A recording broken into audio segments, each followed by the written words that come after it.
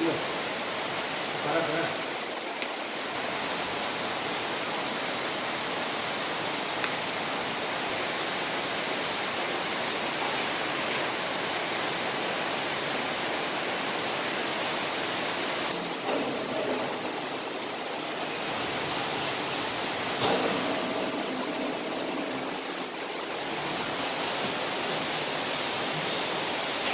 Awak ibu buka tu kan?